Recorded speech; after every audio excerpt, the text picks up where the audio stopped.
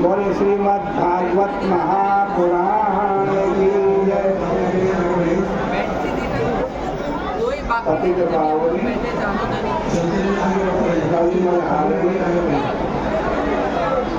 मंगलकारी मोक्षदायी माँ गंगा मैया का ये पवित्रतम तीर्थ हर की कैडी ब्रह्मकुंड है।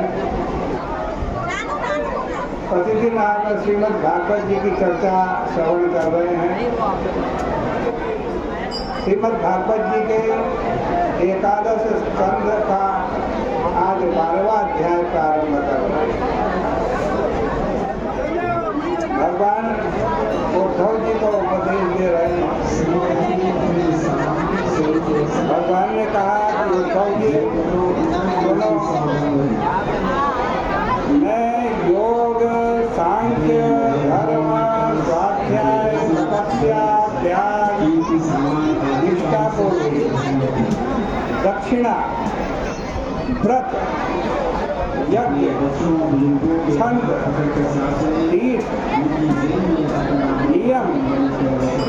नियम आदि से किसी के बस में नहीं होता। मुझे बस में करने का एक ही उपाय है। वो क्या है? वो है सत्संग। यथा वंदे सत्संग। सत्संग संसार की सभी आसक्तियों को छोड़ा देता है। सर्वसंगा कहो हिना।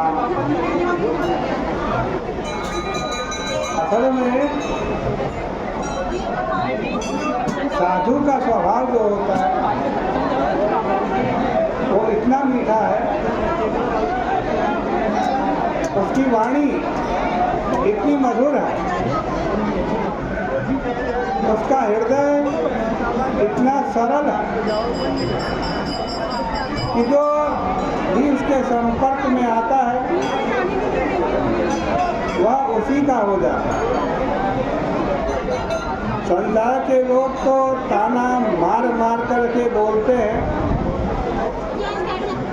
उनका मन बहुत कपटी होता है, उनके व्यवहार में बहुत कड़वाहट होती है। इसलिए जो एक बार सत्संग में आ जाए उससे फिर कभी सत्संग छूटता नहीं। वह सब दुस्संगों को छुड़ा देता है। सत्संग से नीच दैत्य, राक्षस, मृग, खग, गंधर्व, अप्सरा, विद्याधर और मनुष्य सब के सब कर जाते। सत्संग तो अंत्यज के लिए भी वर्जित नहीं। यदि वो भी सत्संग में बैठ जाए तो उसको बैठने देना चाहिए, हटाना नहीं चाहिए। विद्याधरा मनुष्येषु वैश्या शूद्रास्त्रयोनित्यजा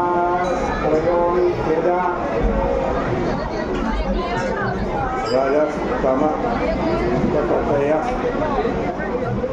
तस्मिन् युगे नमः। कह रहे हैं अंतजों ने भिन्न भिन्न युगों में सत्संग किया है और वे परमात्मा को प्राप्त हुए। वृत्तासुर, वृषपर्वा, प्रहलाद, बलि,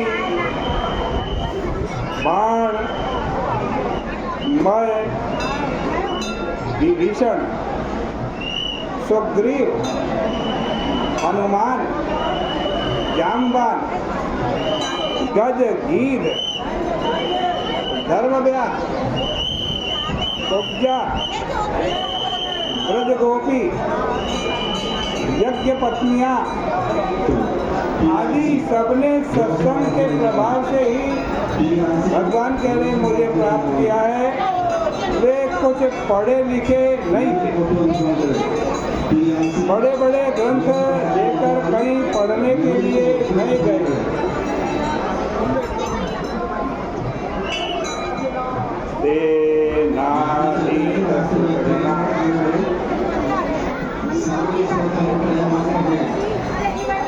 नौपासी महत्तमा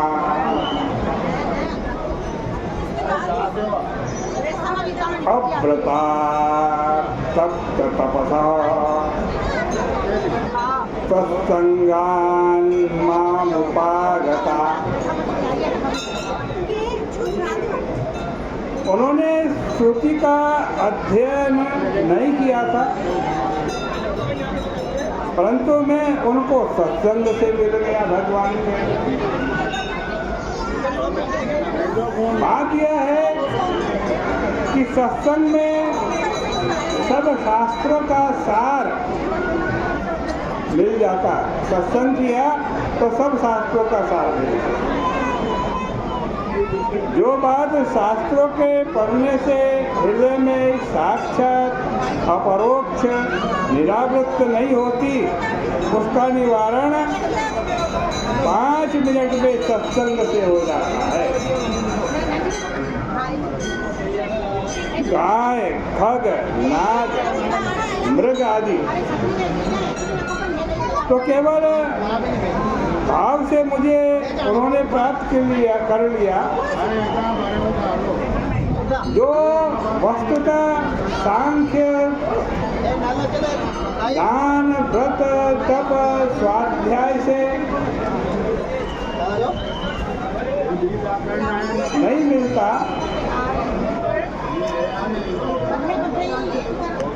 जो वस्तु इन चीजों से नहीं मिलती वो सत्संग से मिल जाती।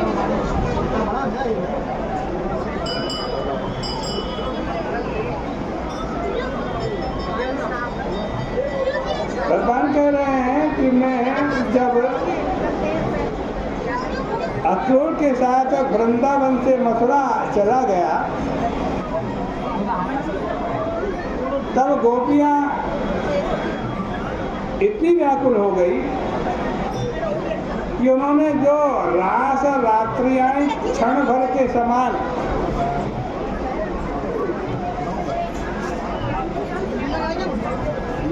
व्यतीत की थी, भगवान कहते हैं कि वे ही मेरे बिना उन रात्रियों को कल्प के समान समझने लगी। उनका मन मुझ में ऐसा लगा कि वो सब कुछ भूल गए। मुनियों को हजारों वर्ष तक योगाभ्यास करके जो स्थिति प्राप्त होती है, वही स्थिति गोपियों को केवल प्रेम से प्राप्त हो गई। वे तो केवल रमण के रूप में मुझे चाहती थी और कहती थी कि हमारा यार हमको चाहिए। अस्वरूप विदो बला यार यदि धर्मम इति जारः, जो धर्म को जीर्ण कर दे, जला दे, उसका नाम यार या जार होता है। ऐसा तो वे समझती थी कि मैं उनका जार हूँ, मुझसे मिलना धर्म के विरुद्ध है। परंतु सत्संग की ऐसी महिमा है कि वे मेरे स्वरूप को, ब्रह्म को प्राप्त हो गई। इस प्रकार से श्रीमद् भागवत जी के 11वें स्कंद के 12वें अध्याय में उद्धव जी को भगवान उपदेश दे रहे हैं। आज की की चर्चा का यही विराम करेंगे। अगली चर्चा कल के प्रसंग में आपके सामने करेंगे। बोले गंगा मैया की जय।